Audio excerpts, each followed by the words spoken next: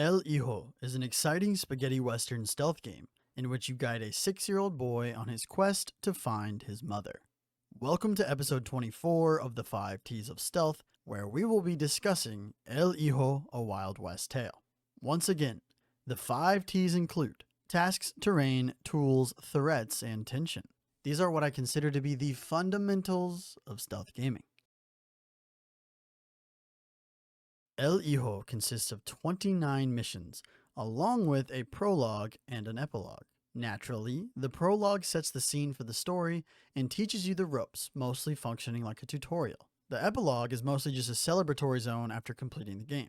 The 29 missions throughout the game all function relatively the same. Your goal is to find the exit of that location. Of course, how you find that exit will somewhat vary, but it's something simple like moving a box or a ladder, or switching the route of train tracks and riding a train cart. One big exception to this formula is level 13, the Sandstorm.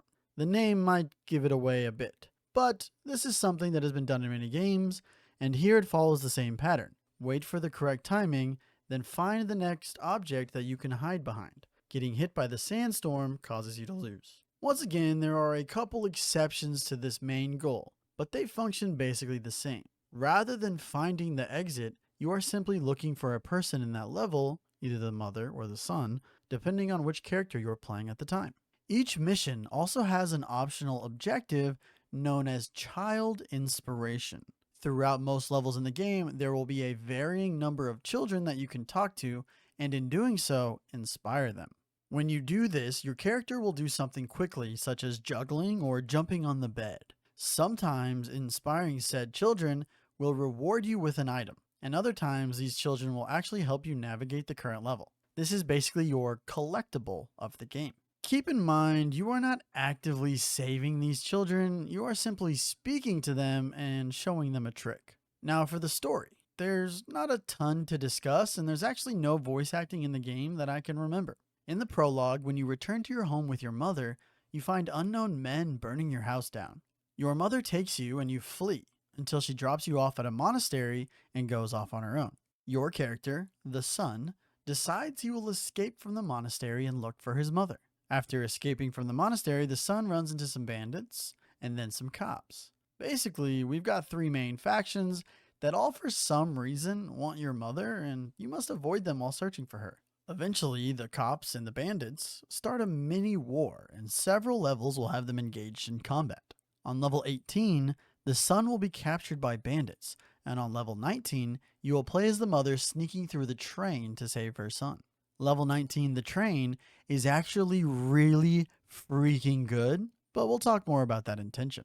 This is the second and final time you play as the mother, the first being back in Mission 9, where you simply sabotage some bandits before escaping.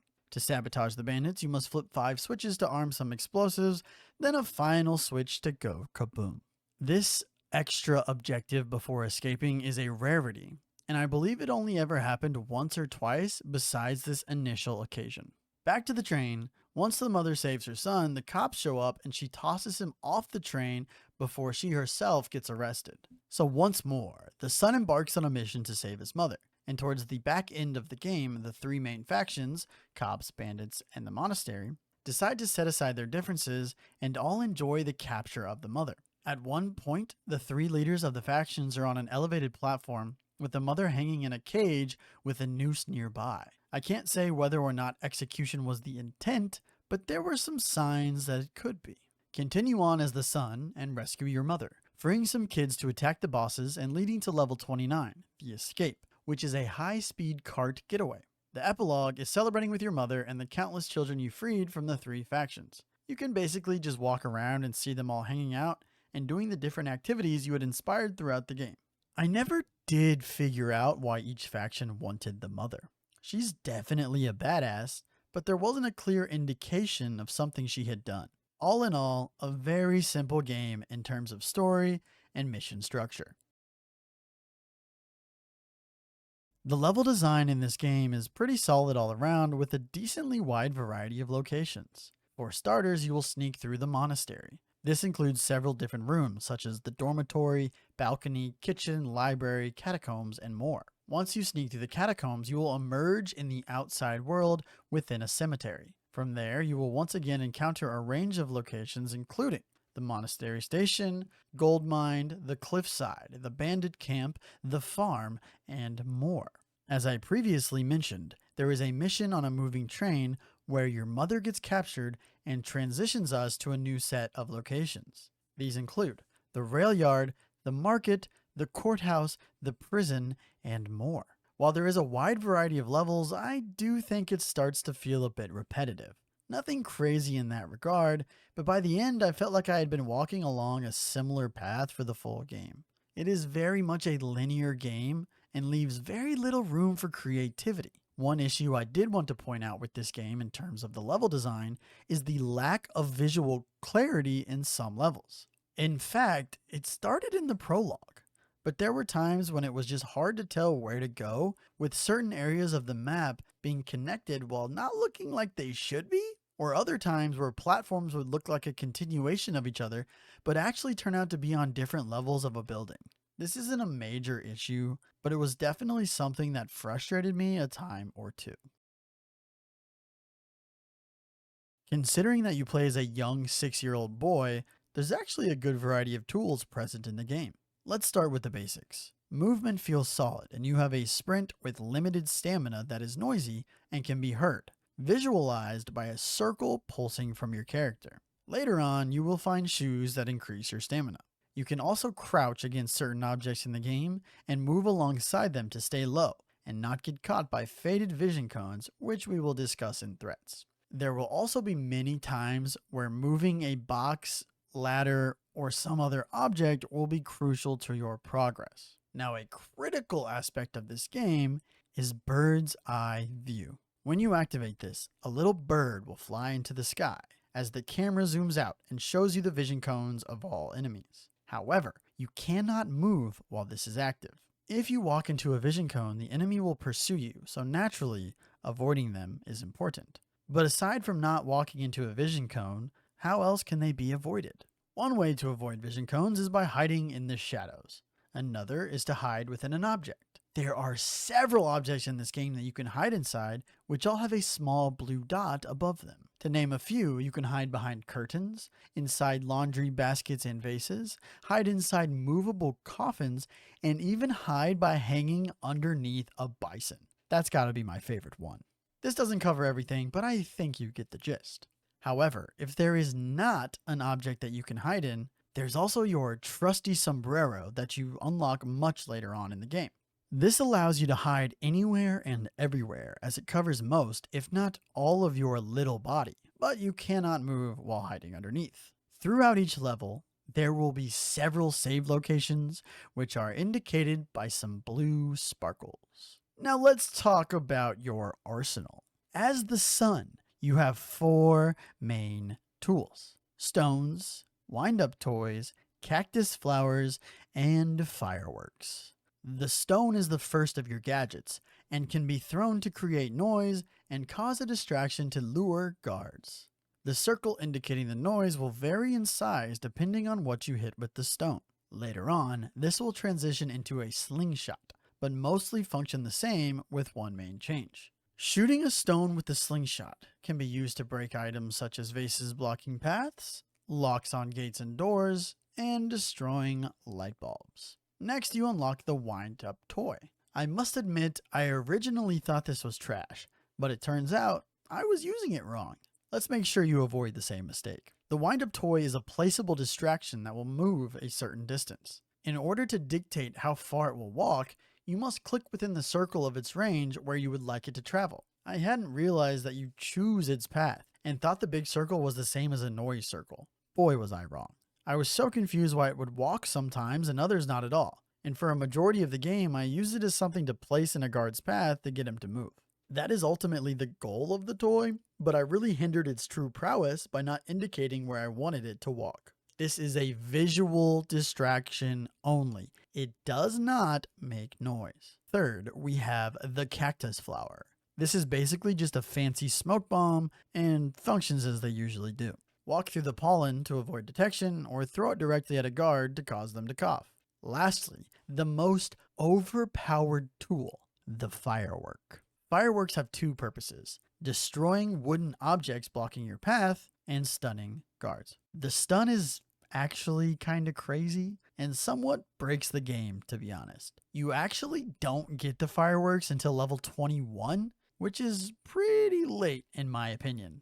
Arguably too late. You have unlimited stones, but can only hold a maximum of 3 for the other tools. You can find more in chests and from the children you inspire. As I mentioned briefly earlier, there are 2 missions where you play as your mom. That sentence feels really weird. Anyway, she only has access to the slingshot, but she gets a big boost to her mobility. Your mom, which again feels like a weird way to start this sentence, can vault over low cover, hang onto railings, and climb up onto the top of the train. She is a badass. Something I really appreciated when unlocking a new tool was the immediate miniature tutorial that the game would give you. Right after getting the new gadget, you'd pretty much have to use it or get stuck, and that felt like a good introduction.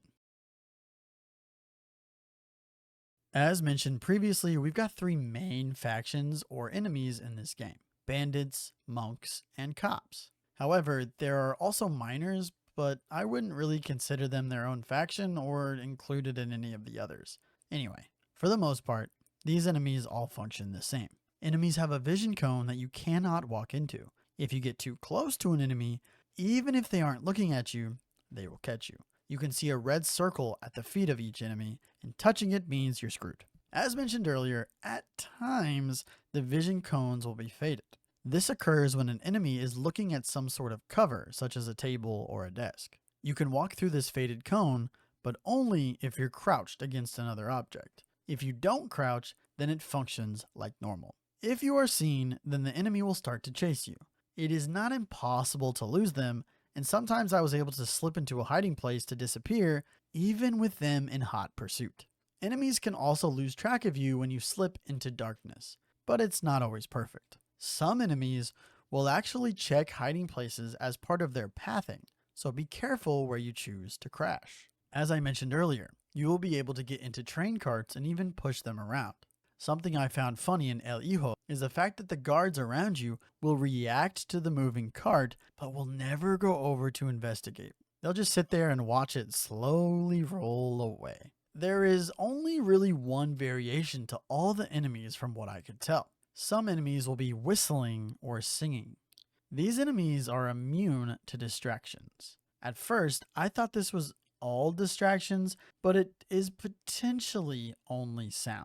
As I mentioned, I was using the wind-up toy incorrectly, so perhaps them not reacting to it was once again just my lack of knowledge in using the item and not their lack of awareness. I can absolutely say they ignore, or I guess I should say don't hear, the sound of the stones. Now let's briefly discuss the miners once more. As I mentioned, they're a bit of an odd case, and they first appear in the gold mine mission. These guys function the same as all others, but they have one major difference. From what I could tell, the miners are immune to the fireworks stun. That's kind of a big deal once you get used to just blasting your way through each level. There's one more enemy we need to discuss. I believe they only appeared on 2 missions, but dogs are present in this game. Dogs have a much bigger red circle around their character, indicating how much better their hearing is, so be careful making noise around them. You do not lose for instantly going into this circle like with the other characters, and I would say that's just because of its size. Aside from actual enemies in each level, there's also solving each little puzzle, such as switching the tracks on the railroad or timing the swing of a chandelier to stay hidden in the shadows. And of course, I can't forget the sandstorm that would instantly fail you. All in all, El Hijo is a pretty easy game with not a lot of tension. While there is a lack of tension, the game does a pretty solid job incorporating the patience necessary to sneak through a stealth game. Initially, I thought the dogs were just OP, but I quickly realized that's not exactly the case. It's more so that crouching in the tall grass around the dogs just functions somewhat poorly. You have to wait for the crouch pop-up before hitting the button, and several times I would think I was crouched when I simply wasn't. On top of that, you constantly have to stop crouching to shoot your slingshot and then quickly crouch again, so level 18 the farm still retains its tension to a degree, but it's not because the dogs are OP. As I mentioned earlier, the fireworks were introduced pretty late in the game. I just found this inclusion to be weird. You're already very capable of avoiding all the guards, and then they just give you the strongest ability in the game? This honestly just felt like remixing the functionality of the slingshot while adding on the stun. Instead of breaking vases, you're now blowing up boxes. It was fun to use, don't get me wrong, but ultimately it felt unnecessary. The fireworks were solving a problem that did not exist. We already had the formula of breaking items to progress, and now we just have to break different items. Now, what I really want to talk about is the train mission. While it still wasn't difficult, I actually did feel the tension increase by quite a lot. This is more because you're on the edge of your seat filled with excitement and wondering what the next train car will hold. Will I have to creep behind a bandit locked in a shootout with the cops? Or will I simply hop onto the roof? Sneaking through an active war zone was just so thrilling. This level is genuinely one of my favorites from the entirety of the 5 T's of stealth. Jumping off horseback onto a train filled with bandits who then get locked into shootouts on all sides is just insane, and I loved it. You were genuinely sneaking so close to each enemy that slipping up even a little would end in failure. The escape, or the final mission in the game, was also tense, simply because you had to control the speed of your little train cart, and going too fast would throw you off the tracks. You had to control your speed, all while dodging falling boulders, and it was another highlight of the game. Ultimately, there hit a certain point where I just felt like the game should have ended. It isn't to a horrible degree, but I definitely started to burn out. This game just never felt like it evolved that much, and even with the variety of locations, the game felt very samey. 5+ hours to beat the game was definitely a surprise and honestly a little unnecessary. There weren't any last minute additions that felt like they warranted so many levels. As I mentioned, the firework came so late, and it somewhat felt like all these final levels were just an excuse to let you experiment with your new toy. Honestly, just cut the fireworks out and maybe 5 to 10 levels, and I think this is an overall better experience. While not a perfect experience, El Hijo, a Wild West tale, has some interesting ideas and hits some very high ceilings, making it a flawed experience that I would definitely recommend to any stealth fanatic.